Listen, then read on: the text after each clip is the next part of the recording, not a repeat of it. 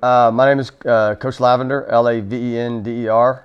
I'm the offensive coordinator here at Frisco Independence. I've been here for 3 years. I was here when the school opened.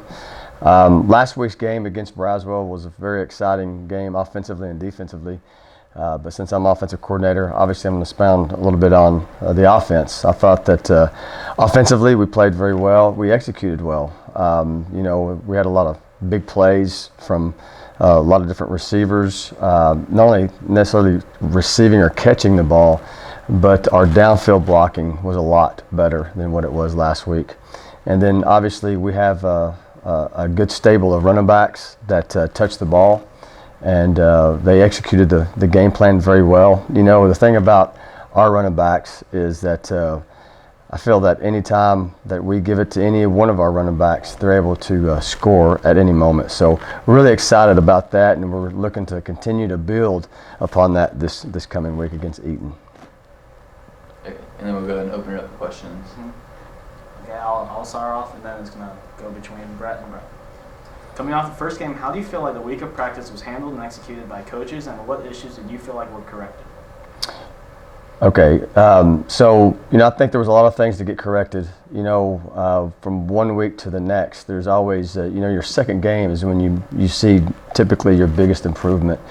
And in terms of execution, we focused on making sure that we didn't give the ball away, and which we have done that. And more than anything else, execute at a high level.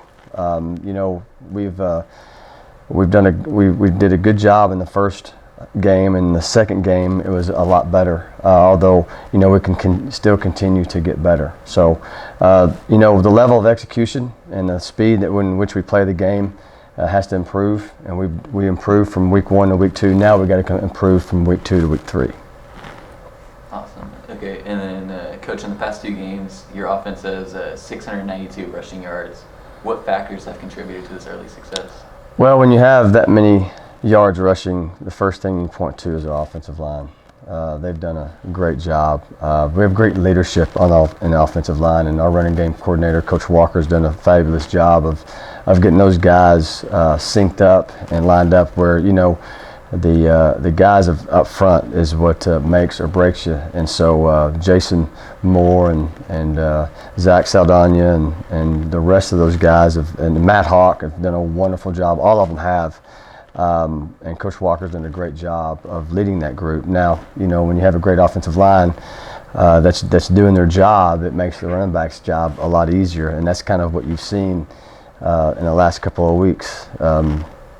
Because of the yardage is because of our offensive line. Okay, so what were you most impressed with the offense who put up 57 points against Braswell? Yeah, well, like I alluded to earlier, was just the execution of play that our kids are operating at right now. We're operating at a high level. Kyle Sadler's doing a great job of being kind of the catalyst that making sure all the pieces are fitting together offensively, and he's done a wonderful job of fitting the receivers in, running backs, and offensive line, just syncing all that stuff up. And so he's done a good job of doing that. But, overall, it's just a high level of execution and operating at a high level. All right. That's it. Is that it? We can do a couple more. I got more. All right, yeah. All right. Yeah, Not fire away. Don't worry. I got one if you don't. So Tom Williams is averaging 16.8 yards per carry. Can we expect to see the ball put in his hands on key plays throughout the season?